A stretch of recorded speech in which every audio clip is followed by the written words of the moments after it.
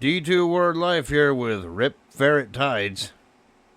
Go fuck yourself, you ferret. Is that going to get me in trouble? I don't even care. Anyway, I think a lot of people know what the hell that means. yes, it means the animal ferret. Yes, that's what it means. But anyway, today we are doing our review for Crown Jewel 2025, which took place on October 11th, 2025, in Perth, Australia, at the RAC Arena. And the commentators for this event were Wade Barrett and your boy Michael Cole. Your boy, Michael Cole. You're just disappointed that Michael Cole wasn't sitting there wearing an orange suit. I know you were. Nah. We can have to discuss. Do we have to have the discussion every single time we do a review? Yeah. Because you know you were wrong, that you enjoyed his matches. And you want to No, wear an the only orange one who, singlet just like your favorite wrestler, Michael Cole. the only one who ever enjoyed his matches was you. You're like the only member of No, his fan club. no. You're the only member of his coal field, his coal mine. We all know that you loved his coal mine. No, You that's wanted to you. have a coal mine just like his so you could be just like him. No, that's you, not me. Nope, that is you, sir. Nah. Yes. Nah, but no. But anyhow, and obviously the ring announcer for this was Alicia Taylor, like usual in these current events. So yeah, we did the so yeah, they were hyping up every match on this card. And then we get to the first opening matchup here, which was the Australian Street Fight Yes. between Bronson Reed, accompanied by Paul Heyman, and our tribal chief Roman Reigns. Your tribal G, he ain't mine. Acknowledge it. Acknowledge the cheeks, bitch. Sorry, no, nobody wants to kiss your ass. Acknowledge the tribal chops. Ugh. But yeah, to say that Reigns was dominating Reed early on is an understatement. I think at one point they took the fight out to the crowd. And a bunch of weapons were used, including a cricket bat and cricket balls. Yes. Because you know this is Australia they were in. Of course they had to have a reference to that. Right. And even the crowd was freaking demanding Bronson Reed to acknowledge him. They were also yelling that at you too. Uh-huh. And of course, Reed did fight back, attacking Reigns with the steel steps and the steel chairs, getting a lot of near falls in the process. Right? Yeah. And of course, after missing some high risk maneuvers from the top rope, Roman Reigns was in control. And I remember this vaguely. He went outside to go spear Bronson Reed, probably through the barricade. Oh yeah, speaking of barricade, the barricade freaking weapon, the little like barricade wall got used as a weapon too. I think right before they got into the crowd. I remember that, right?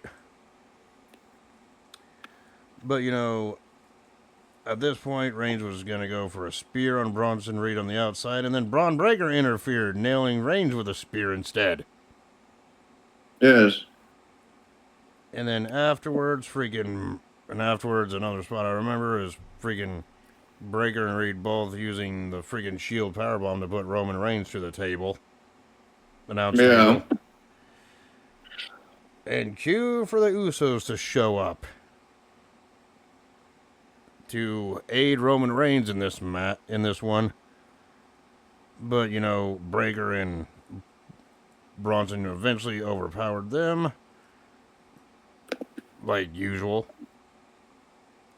But then Jay did fight back and tried to go for the spear on freaking, I believe it was Breaker or Reed or whatever. But It was Jay, on Reed. yeah, but Breaker moved out of the, or Breed moved out of the way, and Jay accidentally speared Reigns through a table that was propped up in the corner. And then Breaker ended up taking Jey Uso out of the equation, which allowed Bronson Reed to go up to the top rope and hit the tsunami onto Reigns to get the pinfall win. Yep. And of course, after the matchup here, Roman Reigns was disappointed in the Usos. Roman Reigns pretty much said, yeah. So yeah, everyone thinks I can't do it on his own. I told you to do it on my own. I told you guys to stay out of it. And then you can actually see Roman Reigns tell the Usos, yeah, it's like I love you, but I don't want to see you all until Christmas, and before walking off in disappointment, which then led to Jay arguing with Jimmy and saying, you know what, I'm done, and he walked off too. Thus ending the segment here. Your thoughts on this one from start to finish?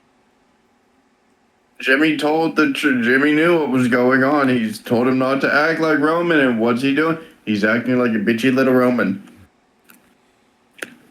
So yeah, I mean, my thoughts from this match start to finish. I thought it was a good, strong way to start off the show, and more storyline development happened with the Usos and Reigns here at the end. So yeah, your thoughts on this one from start to finish? It was good. So yeah, one of our predictions we said did not happen. We thought Reigns was going to win it, but no, that didn't happen. Yeah, I could have gave 2 points. So yeah, I thought it was an okay way to. I thought it was a good way to open up the show. Got everyone pumped for the match, for the show, I should say. But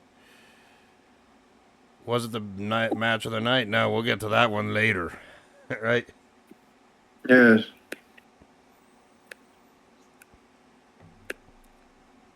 But we got to talk about this next one before that one, and that was for the Women's Crown Jewel Championship, which in the long run doesn't really mean all that much. Basically, this was champion versus champion. It was. It only gets defended once a year. Yeah. And it's never by the person that actually wins the fucking thing. Yeah. Just like Braun Strowman's greatest Royal Rumble title. They're never going to do another one of those. So you could just say Braun Strowman is the greatest Royal Rumble champion for life at this point. Yeah. But yeah, this one was for the Women's Crown Jewel Championship. It was Women's World Champion Stephanie Vaquer taking on WWE Women's Champion Tiffany Stratton. And this one, this one I really wasn't into, but I'm like, okay. I like some of the spots here. Right. You were into it. Don't let them get you wrong. Oh, you were into it too. Oh, you were into it too. Oh, I know I was. I mean, near the beginning, they went back and forth. And until Vaquer largely freaking took control of Stratton and using aggressive tactics to keep Stratton down. Stratton's been the women's champion since January, and she's been on somewhat of a good, decent roll up to this point. January 23rd. I thought they said January 3rd. Early January, she's been champion. And of course, Vaquer's momentum didn't last long. Stratton gained the upper hand with a handspring elbow and an Alabama slam, which looked impressive. Right? Yeah. And of course, Vaquer fought back, ended up nailing a dragon screw in a corner Meteora. Sorry, I can't talk for shit today. And those two kept going for. In his mouth. No, I don't. Yeah, and then freaking after some near falls from both women here. Both women were out their pace here, like trying to show that they want this win, right? Stratton missed the prettiest moonsault ever finisher that she uses, allowing allowing Stephanie Vaquer to use the Devil's Kiss, followed by the freaking Spinal Tap to secure the win. All right, Yep. and become the Well, Crown Jewel Women's Champion. VSB, the Stephanie Valkyrie bomb. Yep. But yeah, Stephanie Vaquer won the match. Then Triple H came out to present the Women's Crown Jewel Championship ring and the championship belt to Vaquer, and then Vaquer gave a speech after the match. When it was over, your thoughts on this one? It was good. Should have gone on a little longer, probably, but based on the next match we're gonna be talking about here, Valkyrie is undefeated and Stephanie and Tiffany is defeated. Her undefeated streak has ended. yeah, I think this is Tiffany Stratton's first pinfall loss in a long ass time since winning the championship back in January. Yes. So yeah, I wonder how this is going to affect Tiffany's character going forward. Maybe she'll eventually drop the championship now before the year is out. Who knows? Right? Well, they said that she was undefeated as champion, and now she's been defeated. So, And we all, and you can't lie to me. Your freaking favorite moment of this match was seeing the Devil's Kiss once again. yes. Horn dog. Anyway, I can say the same thing about you, dickhead. I thought this match was okay. It could have gone on a little bit longer, but like I said, it's a passable match. It's not the best match on this card, but it's passable for what it was. And as we all know, the Crown Jewel Championships in the long run really don't mean anything. Yeah, they're only defended once a year, but they're never defended by the actual person that won it. And based on what we saw last year at Crown Jewel with the same thing, it's basically a glorified champion versus champion match from both brands for bragging rights. Yes. That's pretty much Why what don't this you is. just bring back bragging rights? Yeah, that's pretty much what this is, right?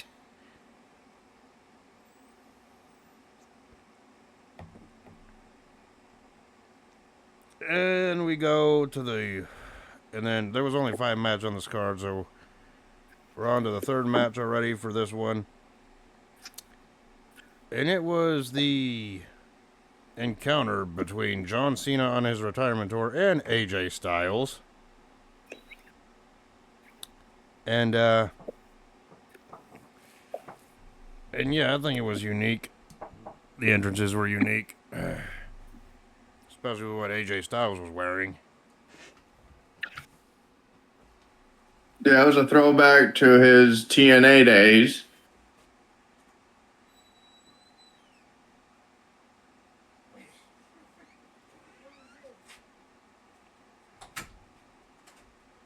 Yeah, it was a throwback to his TNA days. Apparently, according to sources, that was the same type of gear he wore during TNA's premiere on Spike TV back in 2005. Yeah, it's the exact same ring gear, but more modified to fit what he is now. And of course, John Cena then came out, got the big standing ovation because we are in the middle of the John Cena retirement tour. Well, we had two big titans of two different industries facing each other. Yep. AJ from fucking 2005 when he was the face that ran TNA. And then against the face of WWE from Yes. that same time period. Right? Which this is something that we should have gotten way back in the day with Sting versus Undertaker. Yeah, and this is, I believe, this was their 4th meeting on pay-per-view. Their last 3 happening in peace. Yeah, the last 3 encounters happening in 2016, 2017. Yes. And I remember watching those matches. And I remember watching. And they were both tied 2 apiece. And I remember watching their encounters back then, about 10 years ago or whenever. Freaking 8 to 10 years ago, whatever. Those matches were good back then too. Right. So I Yeah, knew they were as soon as- tied. Go on. And this was for the tiebreaker. Yeah, and I remember those matches back then were actually pretty good to see. Right. Yeah, and this is also one of the very few matches that we'll be seeing AJ Styles in too, because next year he's retiring. At the end of next year, from what we heard. Huh. Oh yeah, and then John Cena had his custom freaking custom freaking announcement entrance from Alicia Taylor, and he handed freaking Alicia Taylor a note for a custom freaking introduction for Styles as well. Yes. Pretty much saying, face of TNA, this is his last time to see if he can beat up John Cena. Right? Yes. And pretty much also in that introduction making a reference to AJ Styles' Bullet Club group as well. Yeah. So you knew this was gonna be a legend. This was gonna be a great match between two legendary freaking performers here. And those two Yes. didn't hold back. They went back and forth from the early going. I mean, I can't do it justice here. The only way I could say the only way you want to get all these spots in to watch is just watch this match back, right? So it was basically for the first half of the match was basically them going back and forth, and neither of them gotten the the definitive freaking offensive or the offensive in there or whatever the advantage in the match. Yeah.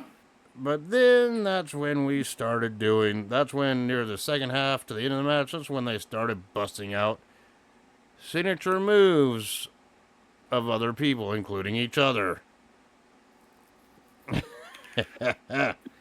Right. This was just a glorified signature finisher match. But yeah, before all that, at one point, freaking Cena tried to use the attitude adjustment, only for Styles to counter to the Ushigoroshi move and the Rock Powerbomb, and then that's when and then later on, that's when all the finishers started happening. It all started with, I believe, Cena using the skull crushing finale, the Miz's move for a 2 count. Right? Did not expect to see that one.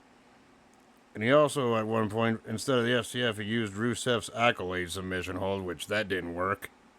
Right? Well, he used the camel clutch / accolade. Yeah. And what So really basically, he was doing an homage to Sergeant Slaughter and Rusev. Yeah, and also shortly after this, the spot that got me like, whoa, what the hell, is when Cena decided to bust out Chris Jericho's Walls of Jericho submission hold.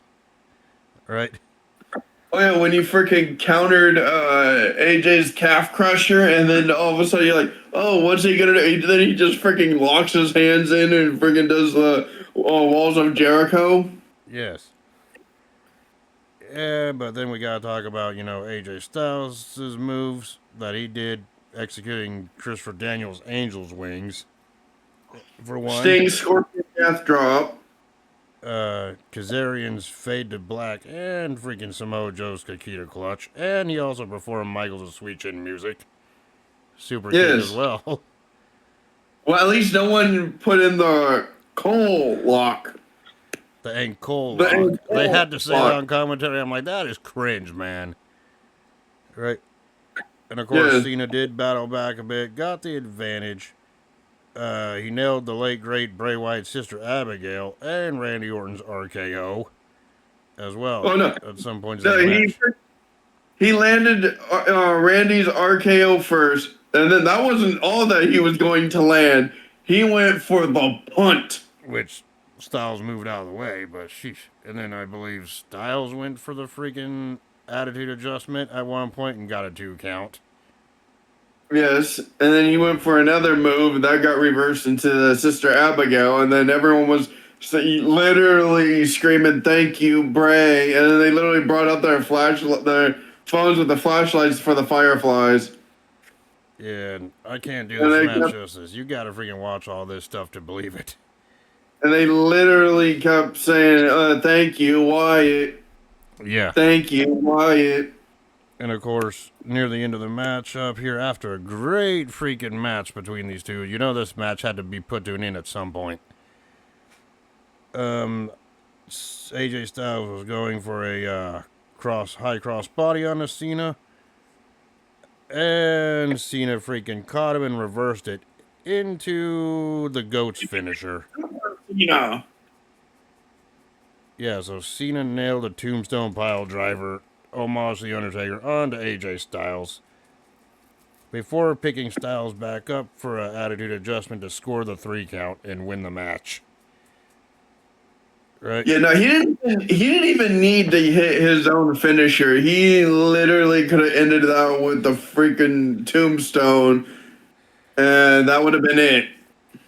And after the matchup, Cena and Styles embraced and raised each other's hands in a show of respect.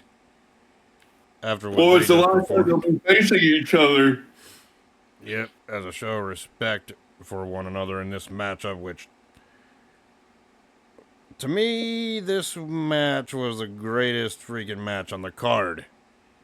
This match was better than it had any right to be. This was homage to homage to homage to past wrestlers Past feuds these two and had. freaking To because past rivalries these AJ had. also used Chris Benoit's crippler, The crossface. the crossface. Which could have been an homage to Daniel Bryan, who also used the same move. Yes. But either way you want to look at it, it's fine. It's a crossface submission hold. But either way, this match was actually a good show. This match was a good match. This match was the best match of the night, in my opinion. Your thoughts on it from start to finish? Like I said, it was better than it had any right to be. Yeah. So yeah, I'm telling you right now, if you're just gonna watch one match from this Crown Jewel show, make it be Steve Cena Styles. You'll be blown away by what you're seeing. Right? And then I'd be like, spot the Easter eggs, see which moves go to who. Right? Yeah, no, they fucking just hit move after move. They hit the Scorpion Death Drop, fucking the Walls of Jericho, fucking Kane, Undertaker, and Big Show's choke Yeah, I slam. forgot to mention the choke slam spot Cena did to Styles as well. The tombstone pile driver, the sweet chin music. Freaking Well, at least they didn't do no chin music. the Sister Abigail, the Angel's Wings, the Fade to Black, the cocaine. It was an homage to everything. Yes. Right? And even Taker went on to the freaking social media and after the freaking show and literally said, "Thank you for this. This was way better than what it should have been." And everyone was saying, "This was awesome." And yeah, another reason I believe they were doing all those moves was because they were homaging to past rivalries they had with those other performers. And of course, Yeah. freaking AJ Styles doing the sweet chin music. That was a nod to Shawn Michaels, who we almost had a match with, believe it or not, but that never came to pass. Right? Yeah. I mean, yeah, an AJ Styles versus Michaels match would have been great, but yeah, we can dream, right? Yeah. So, how are you going to follow that matchup? I don't think they put on a show that I don't think anyone could follow. This could have easily been the main event and no one would have complained about it Yep. after what we've seen, right?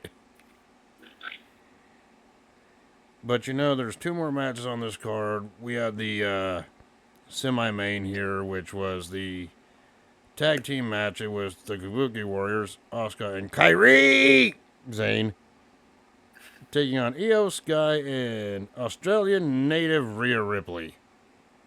Rhea Smurf. So It was Sky Smurf and Rhea Smurf. So was the Kabuki Warriors versus the Smurfs. We all know the build up to this one. The Kabuki Warriors turned on freaking Io Sky, who sided with Rhea Ripley. Io Sky was freaking torn at this point until last week on Raw. Right? Yeah. when she got misted. And remember, friggin' Rhea Ripley ended up getting the mist a couple weeks prior, looking like a Smurf or an Avatar too, right? Yeah.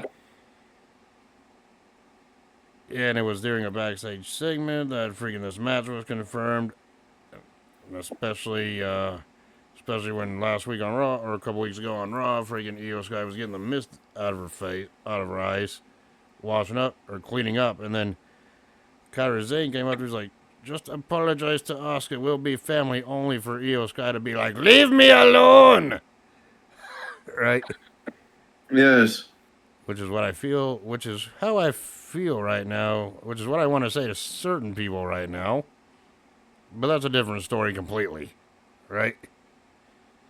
Because you feel like, baby! Yeah.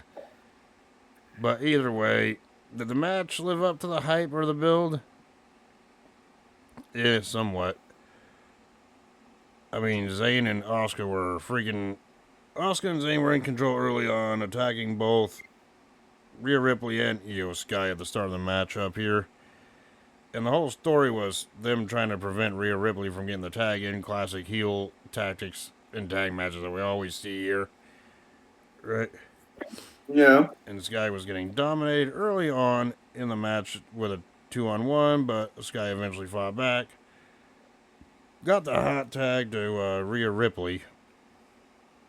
And then Rhea Ripley and Io Sky got the momentum in.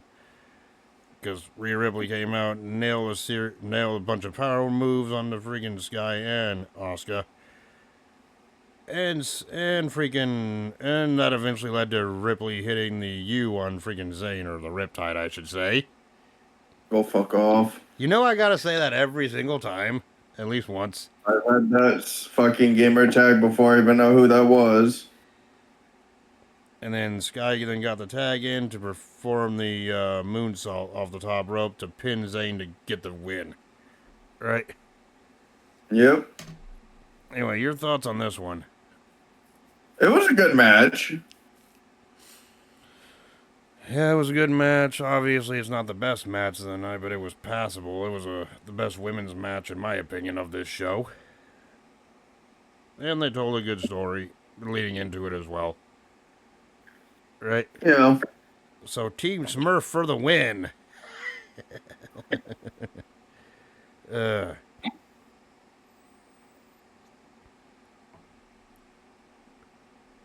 and so from there, we go on to our main event for the Men's Crown Jewel Championship.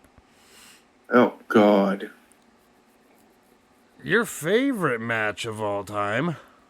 No, it was not. And it was world What champion. was your boy Seth Rollins wearing? Yeah, this was world champion Seth Rollins taking on WWE champion Cody Rhodes.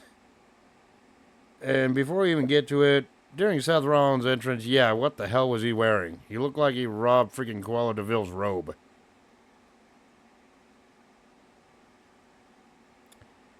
And for some reason, the crowd was chanting ferret at Seth Rollins. If you know, you know, right?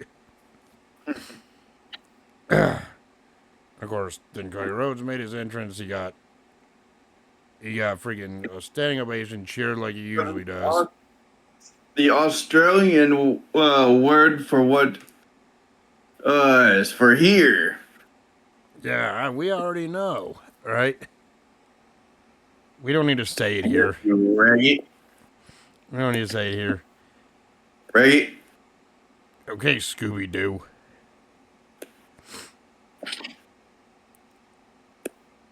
And of course, one of the things that Rollins was wearing was freaking the wristwatch that Rhodes gave him following WrestleMania 40. Right? Yep. Yeah, and then Rollins freaking removed the freaking wristwatch from his freaking wrist right before the match started. Remember that for later. Right? Yep. And of course, Rhodes gained the advantage early on. Freaking Rollins became frustrated at the crowd's chants, and would you blame him for that one? They were chanting other things besides what we mentioned, right? Yeah. In the course, freaking Rollins got in control, targeting Rhodes' shoulder, and mocked freaking Dusty Rhodes and Gold and Stardust by doing a bionic elbow and the freaking like cartwheel in the ring. Right? Yeah, apparently his outfit was his outfits that he had when he lost to Cody 3 times in a row. Yeah, the tights that freaking Rollins was wearing was a mashup of all three from their previous encounters. Right? Yes. And of course, Cody Rhodes got the advantage, nailing multiple crossroads and a vertebrae. Freaking goddamn, Rollins kicked out. Rollins performed the pedigree and a curve stomp. Rhodes kicked out of that, and freaking Cody went for the Cody cutter, and then that became a freaking sit-out powerbomb. Yep. And of course, at one point, Rollins did try to grab the watch, but the referee stopped him, or he thought better of it, right? But, that wouldn't be the only time. And near the end of the match, after freaking nailing freaking Rhodes again with a curve stomp, followed by another kick out, Rollins got frustrated, went for the watch again, and somehow the referee got bumped because, the referees are made out of glass bones and paper skin. Which freaking allowed freaking Rhodes to set up for another crossroads, only for Rollins to take the watch and nail Rhodes in the face with it, knocking him out, followed by a curve stomp plus another curve stomp from the middle rope to get the win. It wasn't just the middle. He went to the top rope and did a super stomp. Yep. So Seth Rollins won this matchup. And afterwards, freaking Triple H presented Rollins with the Men's Crown Jewel Championship belt and the Crown Jewel ring. And Rollins cut a heelish promo saying, "Oh yeah, it felt good. You know how good this feels." And pretty much declaring himself as the greatest of all time. To get this monkey off my back. and Rollins freaking declared himself as the greatest of all time. While posing with Women's Crown Jewel champion Stephanie Vaquer to end the show, and then Rollins looked at Vaquer and warned that his wife Becky Lynch is coming for that championship. Becky ain't gonna win it. Well, Becky is the current Women's Intercontinental Champion at time of recording. For now, until AJ Lee goes for it. Which I have a feeling that may be what's going to happen. And yeah, that's AJ Lee will win it. Should just slap on that freaking Black Widow. And that's how Crown Jewel ended here. Your thoughts on the Rollins Rhodes main event? It was good, I guess. I mean, it was decent. I mean, the use of the freaking weapon or the watch at the end kind of put me off to it, but at least Rollins was true to his word. There wasn't any interference from the Vision at all. And Paul Heyman but it was so funny as hell that he was freaking the fuck out when Cody kept kicking out or giving him just one count after one count, and then a 2 count, then a 1 count, then a 1 count, then a 2 count, then a 1 count. Yeah. Was it their best matches that they ever had? No, but it was passable. It was a good match for what it was. Right? Yeah. So yeah, that being said, we get now to our favorite portion of the review, like I always say, and that's our rating systems here. Bronson Reed defeating Roman Reigns in that Australian street fight. I gave that one 4 out of 5. It was 5 out of 5. You liked it a little bit more than I did. Stephanie Vaquer defeating Tiffany Stratton to win the Women's Crown Jewel Championship. I gave that one 3.5 out of 5. 4. Fair enough. John Cena defeating AJ Styles. 5 out of 5. There's no debate. God. Basically the same thing. Right? Yes. Io Sky and Rhea Ripley defeating the Kabuki Warriors in that tag team match. I gave that one 4 out of 5. 4.5. You enjoyed it slightly more than I did. And of course, the main Don't I event. always enjoy matches slightly more than you? Yeah, it could be that way, or it could be vice versa. And of course, Seth Rollins defeating Cody Rhodes to win the Men's Crown Jewel Championship. I gave that one 3 3/4 out of 5. 3. See, I enjoyed it. I enjoyed that one more than you. So my final grade for Crown Jewel 2025 is a B. A. So that being said, I know our next current pay-per-view review will be Survivor Series next at the end of next month at time of recording. Yes, but our review. The classic pay-per-view review that goes on weekly. I hate you for this. I already fucking know what it is you announced at the end of the Hell in a Cell 2019 show or review. It is 1995 Halloween Havoc. This just WCW. something just doesn't feel right here, brother. And yeah, you'll know exactly what I mean by that when you tune into our review of Halloween Havoc 95. I hate you in advance, like I said at the end of the last one. God, Lord, help me with this one. He's gonna freaking make me miserable. I'm not looking forward to watching that this week. I can guarantee you that right now. Oh, I'm looking forward to the misery that it's going to cause you just to watch it. Ugh. Anyway, that being said, we will talk to you all next time. Peace. Doses.